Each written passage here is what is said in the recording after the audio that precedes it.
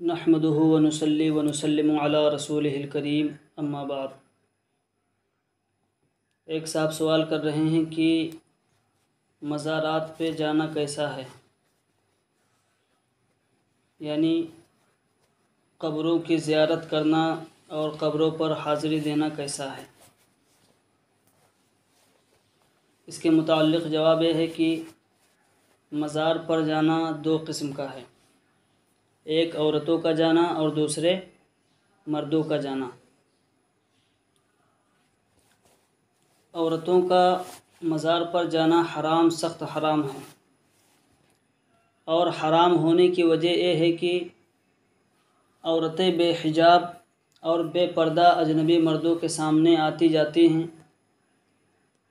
اور چونکہ مزار پر سخت ازدحام اور بھیڑ بھاڑ ہوتی ہے، اس لیے عورتوں اور مردوں کا اختلاط ہوتا ہے اور میل جول ہوتا ہے، اور جگہ کی تنگی کی وجہ سے ایک دوسرے سے اتنا قریب ہو جاتے ہیں کہ بدن ٹچ ہونے لگتے ہیں، اور پھر وہاں جا کر عورتیں اپنا سر پٹکتی ہیں اور سینہ وغیرہ کوٹتی ہیں، آہ و فغاں کرتی ہیں۔ انہی تمام باتوں، فسادات اور مقبوحات کے پیش نظر علماء امت نے مطلقاً یہ فیصلہ فرمایا کہ عورتیں مزارات پر نہ جائیں۔ لہٰذا عورت کے بھائی، باپ، شوہر وغیرہ کو چاہیے کہ عورت کو اس سے منع کریں،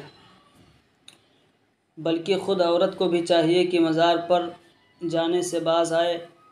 کیونکہ اللہ تبارک و تعالی نے فرمایا ہے یا ایھا الذین آمنوا قوا انفسکم واہلیکم نارا، یعنی اے ایمان والو، اپنے آپ کو اور اپنے گھر والوں کو جہنم کی آگ سے بچاؤ۔ لہٰذا عورتوں کا مزارات پہ جانا جائز نہیں ہے، اور اگر وہ جا رہی ہیں تو یہ سخت حرام کا ارتکاب کر رہی ہیں، جس کی وجہ سے سخت گناہگار ہیں۔ ہاں، اگر اولیاء اللہ سے عقیدت و محبت عورتیں رکھ رہی ہیں تو بے شک رکھیں، رکھنا بھی چاہیے، لیکن اس کا یہ مطلب نہیں ہے کہ مزارات پر جائیں اور بزرگان دین کے اقوال و فرامین کی دھجیاں اڑائیں، کیونکہ ہمارے بزرگوں ہی نے اس سے منع فرمایا ہے۔ لہٰذا سچی عقیدت اور سچی محبت یہی ہے کہ ان کے فرمان پر عمل کیا جائے، اور گھر میں رہ کر اپنی عقیدت و محبت کا اظہار کیا جائے۔ عورتوں کو چاہیے کہ ان کے لیے قرآن کی تلاوت کریں، اور کھانے پینے کا صفائی ستھرائی کے ساتھ اہتمام کر کے ان کی نیاز دلائیں اور ان کے توسل سے دعا کریں۔ تو اس طرح ان کو اولیاء اللہ کے انہیں جو ہے اولیاء اللہ کا فیضان بھی ملے گا، اور ان کے توسل سے کی جانے والی دعا بھی قبول ہوگی انشاءاللہ۔ ایک بات یہ بھی ذہن میں رہے کہ اسلام کے ابتدائی زمانے میں مردوں کے پیچھے کھڑی ہو کر جماعت کے ساتھ نماز پڑھنا عورتوں کے لیے جائز تھا، مگر جب حضرت عمر رضی اللہ تعالی عنہ کا دور مبارک آیا تو آپ نے فتنہ و فساد کے پیش نظر بالکل ہی منع فرما دیا۔ تو آپ خود غور کریں کہ جب عورت کو خیر القرون میں جماعت کے ساتھ نماز پڑھنے کو منع کیا جا رہا ہے، تو پھر آج کے اس قدر شر و فساد سے بھرے زمانے میں ان کے لیے مزار کی حاضری کیسے جائز ہو سکتی ہے؟ اور صرف مزار کی حاضری ہی کا مسئلہ نہیں، بلکہ وہ تمام کام جن میں بے حیائی، بے پردگی اور عورتوں مردوں کا فزیکل کانٹیکٹ اور ٹچنگ ہو، ان تمام کاموں میں عورتوں کی شرکت حرام اور ناجائز و گناہ ہے۔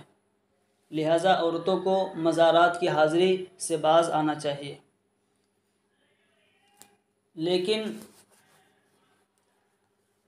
اس کا یہ مطلب نہیں ہے کہ عورتوں کے سبب مردوں کے لیے بھی مزار کی حاضری ناجائز ہو گئی کہ کچھ لوگ عورتوں کا سہارا لے کر مردوں کا بھی مزار پر جانا ناجائز بتاتے ہیں اور قوم کی آنکھوں میں دھول جھونکتے ہیں۔ یہ ان کی کج فہمی اور حماقت و سفاہت اور ولی دشمنی ہے۔ یعنی انہوں نے جو مردوں کو عورتوں کے ساتھ لاحق کر دیا مزار کی حاضری کے سلسلے میں، اور ایک کہہ دیا، فتویٰ جڑ دیا کہ جس طرح عورتوں کا جانا حرام ہے اسی طرح مردوں کا بھی جانا حرام ہے، یہ انہوں نے صرف اور صرف اللہ کے ولیوں کی دشمنی میں کی ہے۔ ورنہ جو ہے یہ کہیں سے ثابت نہیں کہ اولیاء اللہ کے مزار کی حاضری ناجائز و حرام ہے۔ مردوں کا بلا شبہ مزار پر جانا جائز بلکہ کار ثواب ہے۔ ان کے یہاں جانے سے اللہ تبارک و تعالیٰ کا قرب حاصل ہوتا ہے اور ان کو وسیلہ بنا کر دعا کرنے سے دعائیں قبول ہوتی ہیں۔ اور ایک بات اور بھی ذہن میں رکھیں کہ جو لوگ قوم کو دھوکہ دیتے ہیں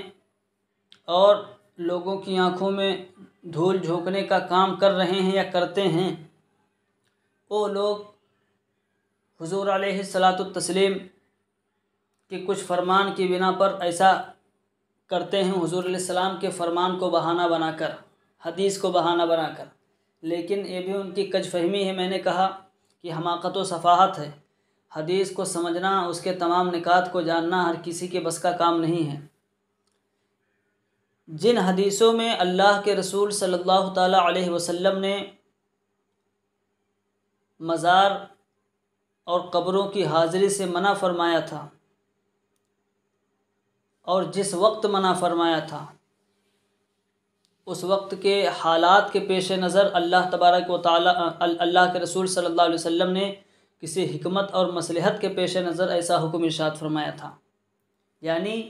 اللہ کے رسول صلی اللہ علیہ وسلم نے اسلام کے ابتدائی زمانے میں قبروں پر جانے سے لوگوں کو منع کیا تھا، لیکن ایک حکمت اور مصلحت کے پیش نظر ایسا جو ہے ارشاد فرمایا تھا، اور وہ اسلام کے ابتدائی زمانے میں تھا۔ اور جب وہ مصلحت پوری ہو گئی اور وہ عذر ختم ہو گیا جس کی بنا پر حضور علیہ السلام نے منع فرمایا تھا، وہ خرابی ختم ہو گئی، تو اب وہ ممانعت بھی باقی نہ رہی۔ لہٰذا یہی کہا جائے گا کہ وہ ممانعت اسلام کے ابتدائی زمانے میں تھی، اور بعد میں خود حضور علیہ الصلاۃ والتسلیم نے اس حکم کو اپنے فرمان سے بھی منسوخ فرمایا، ختم فرمایا، اور اپنے عمل سے بھی اس حکم کو جو اسلام کے ابتدائی زمانے میں ارشاد فرمایا تھا ختم فرما دیا۔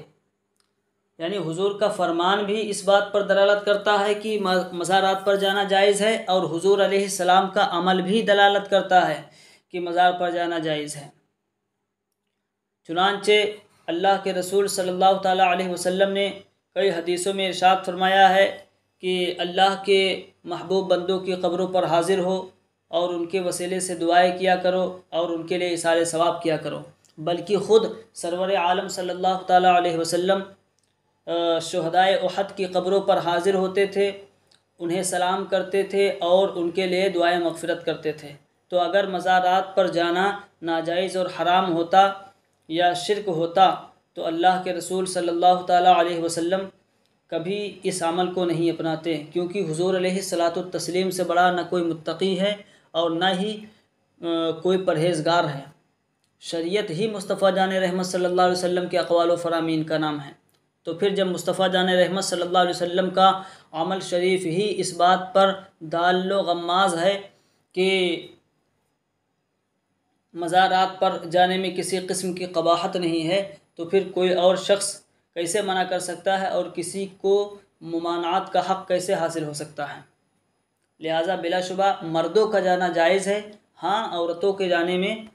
چونکہ اختلاط زن وغیرہ کی بنا پر اور فتنہ و فساد کے پیش نظر علماء کرام نے اس کو منع فرمایا ہے، لہٰذا عورتوں کا جانا جائز نہیں ہے۔ واللہ تعالی عالم۔ فقیر قادری محمد علاء الدین عزیزی، مرکزی رکن جامعہ حدیقۃ النعمان، دروغہ پروا روڈ، مہن پورہ، بہرائچ شریف۔ والسلام علیکم ورحمۃ اللہ وبرکاتہ۔